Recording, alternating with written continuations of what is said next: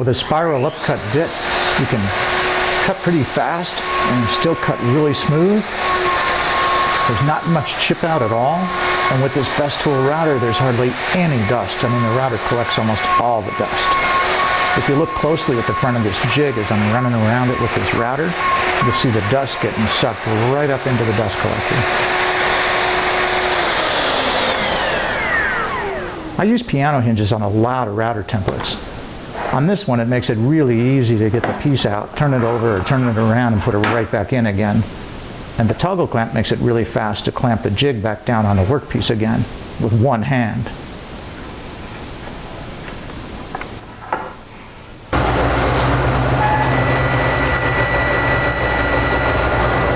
I've got pretty good dust collection on all of my tools, but I still wear a mask when I'm cutting this much cedar.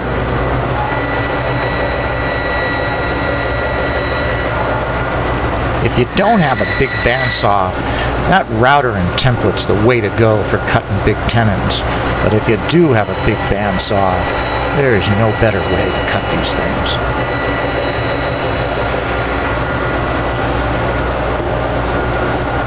I'm wearing a dust mask even at my miter saw here because this cedar is nasty stuff. Now, it's the second time I warned you about that. Now I've adjusted the depth of cut now right back here. This is it right here. So that the saw will only cut about 3/8 of an inch deep. All you have to do is adjust that and you can dial it in just right.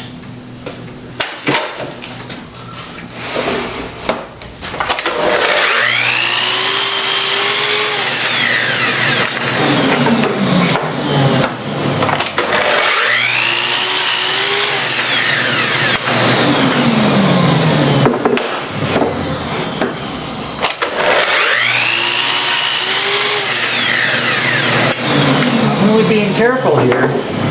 I don't want to bash this thing into that stop because I don't want to jiggle that stop in.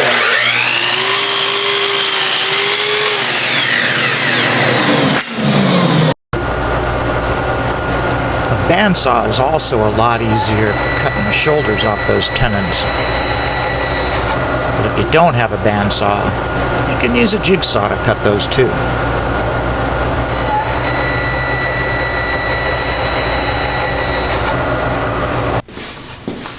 So the first thing I'm going to do is clamp this thing down so it won't move. And then I'm going to thank Keith Mathewson for turning me on to this really nice marking gauge, which scores a line right in the grain of the wood.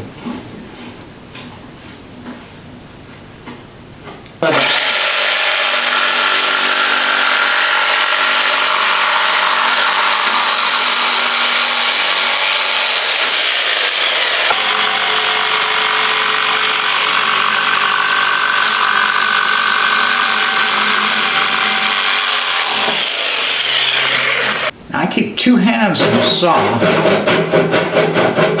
I look straight down it, and keep it plumb. It comes up against the shoulder of that cut. And then I line the saw up with the shoulder of the rabbit down here.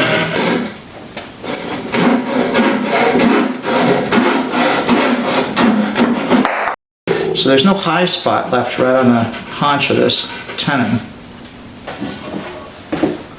I had to lift the router bit up in the air here to reach these tenons because I want to just ease this edge here, and it's elevated now because the base of the tenon's actually sitting on the table.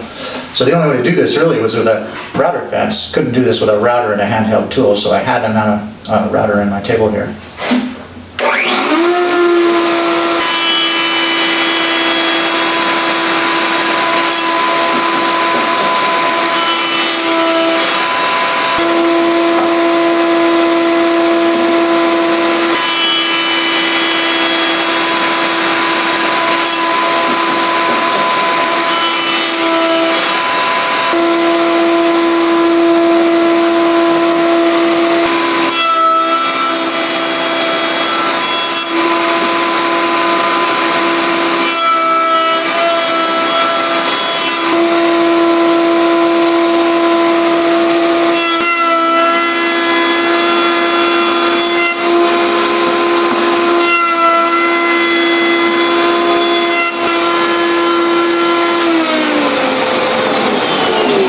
go.